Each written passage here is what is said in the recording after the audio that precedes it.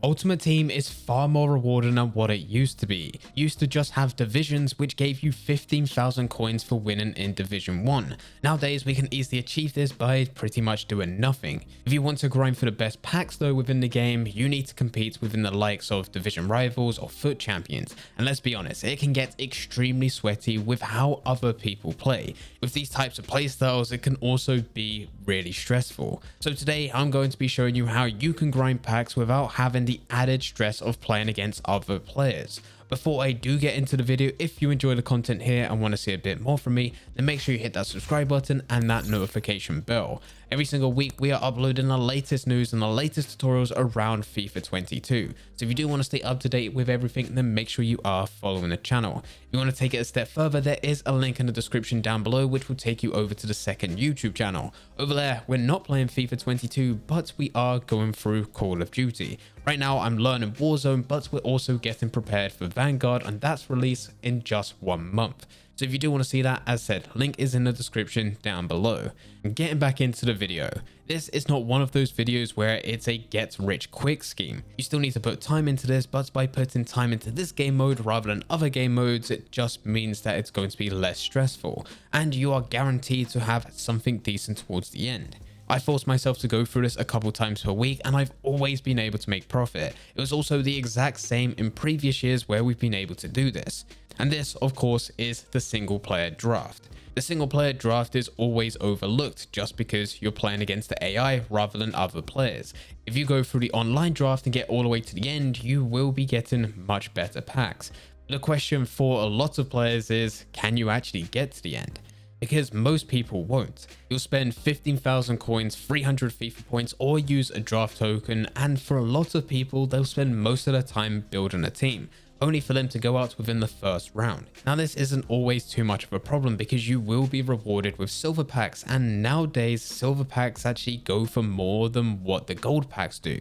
If you check the gold market right now, a lot of players, including some high rated players such as 83s and 84s, are going for their minimum, whereas silver players can sell for a good amount. But of course we don't want to just be going out in the first round, we want to be going all the way, and for a lot of people it makes more sense to go into the single player draft. The single player draft costs 15,000 coins, 300 FIFA points, or you can use a draft token, exactly the same as online. The only difference here is that you can select the difficulty. The difficulty that you select right at the beginning will be the difficulty around each game that you play. And as long as you perform within each of those games, it can also contribute to the reward that you get at the end. From this point, the single player draft is exactly the same. You select the formation you want, you select the players you want, and build the team. The goal is to get the highest rated possible team, with it being the best players in the formation that you're comfortable with and it being 100 chem. The benefit for playing single player and not online is that online is more unpredictable. Unless you're a pro player, the chance of you coming up to a player that's better than you is likely, and you have no choice in the matter. The difficulty of that player and the skill level of that player is already set. You can't go into that game and let that player know that you want them to play at a lower level, because obviously they're in the exact same situation as you where they want to win to get those final rewards, so they're going to play to the best of their ability. Whereas with single player, you've already set the difficulty, and as long as you've set it to a standard that you're happy with, then you're all fine. It doesn't need to be a complete sweat fest. You can actually sit back, relax, score a goal, and then pass it around defense. And even though this is boring gameplay, it doesn't feel too boring once at the end you're able to pack some really good players. Players that pay for the draft that you just went into, plus also any future drafts. And you're extremely unlikely to achieve this if you're going into online and leave them within the first 2 rounds. If you go into a single player draft, select a professional difficulty and complete all 4 rounds and finish the final, you should expect something around a 40 to 50k reward. I got myself a jumbo premium gold pack and a gold players pack. And this is typically the reward you get most times when selecting professional difficulty. If you select a higher difficulty and successfully win all your matches, this reward will be considerably better. Likewise, if you select a lower difficulty whilst completing all matches, it's not going to be as good. We also need to bear in mind that for every game that you play, you will still be getting coins at the end. This could be anywhere between 4 to 900. but you should be able to get coins from all 4 matches because you selected a difficulty. There's no good of you being able to only just be able to beat semi-pro difficulty and selecting world class. So as long as you select the difficulty that you're comfortable with, you're going to get quite a few coins back, being anywhere between 1,600 all the way up to 3,600 coins. And that's for all 4 of the matches dependent on your coin reward. You can of course also have a coin boost which comes from your seasonal rewards, but this normally happens right at the beginning of the season. For this calculation we haven't included it, but it is always there. This does mean at the end, once you get your pack rewards, all you need to get is 13,400 or 11,400 coins from the rewards itself.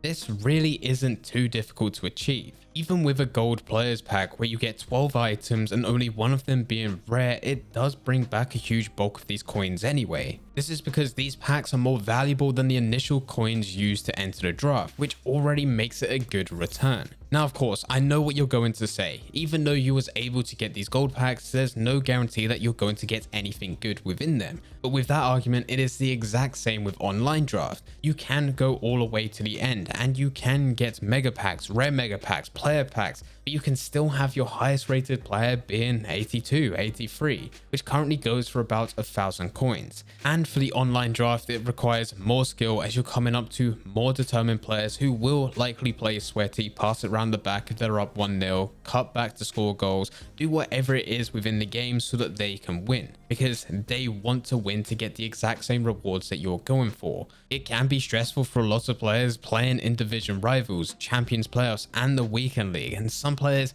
don't want the added stress of playing online as well in draft, but they still want to be progressing through their club where they're playing matches and they can keep on getting coins and keep on getting packs and continuously progressing forward. It's also worth highlighting that we are only playing 4 matches. In squad battles, which doesn't cost anything to enter, you can play 4 matches on professional difficulty, which will give you about 900 to 1,000 points.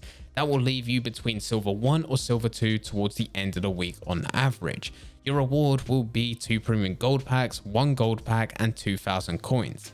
Plus on top of this, you'll need to wait a week for that to be added to your account. Squad battles does get more rewarding as you continue to push to the higher ranks, but it also requires more games between each rank. Eventually, you'll be playing 3 to 7 games depending on the rank and difficulty. So if you are able to play through professional difficulty, you're currently on gold 1 and you want to reach elite 3, it's going to take you about 7 to 8 games. In that time, you could use 15,000 coins to enter into 2 drafts. 2 drafts where you are pretty much guaranteed to make profit, with there also still being a chance of you being able to get something substantial, such as a walkout that can be going for something decent, and you're able to get those rewards straight away after finishing. Now with the whole of this video, I've been trying to highlight the benefits of going into a single player draft. It's been very good for me this week, but there is a way in which it's not worth it. And this is if you are a player that only has a limited amount of time per week where you're only going through the single player draft and none of the other game modes. Most game modes have a cutoff point, a point where once you achieve, there's actually no point you progressing anymore.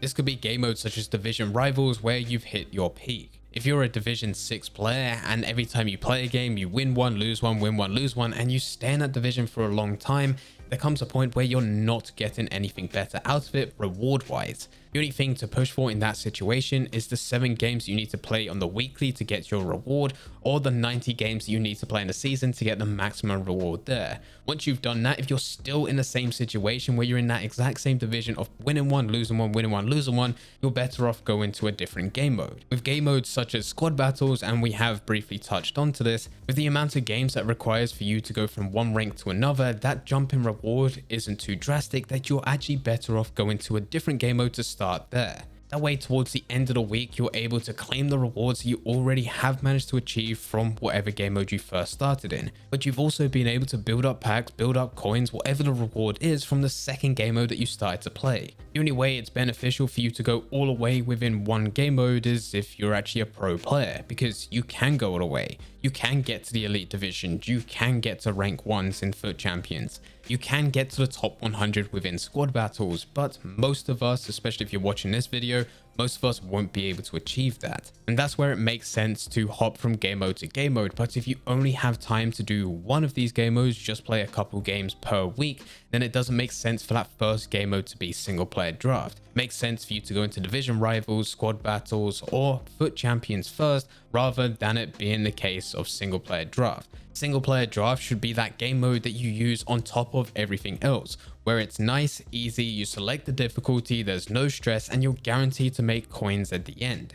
I force myself every single week just to do this a couple times, and so far I haven't made a loss yet. The last draft that I went to, which I used to get recorded footage for this video, I actually managed to pack Edison, which goes for about 40,000 coins. Now it's not a crazy amount of coins, especially this year where everyone is pretty much going for their lowest bid, but this is still profit. This now put me in a position where I was able to pay for the draft I just went into, plus it's able to pay for the next draft, and also 10k for the third draft that I'll be going into later. And even if I was to make a loss, which as said hasn't happened yet, I'm still in a good position. I'm still in profit because of how many coins I was able to sell Edison for. Anyway guys, this is a nice simple way in which you can grind packs without it being stressful or taking too much of your time. You can spend an hour, hour and a half going through this, and if you do that a couple times per week, you can add a decent amount to your coin balance. If you do have any questions, then please feel free to leave them in the comment section down below. Anyway guys, I hope you guys did enjoy. If you did enjoy it, don't forget to leave a like and subscribe.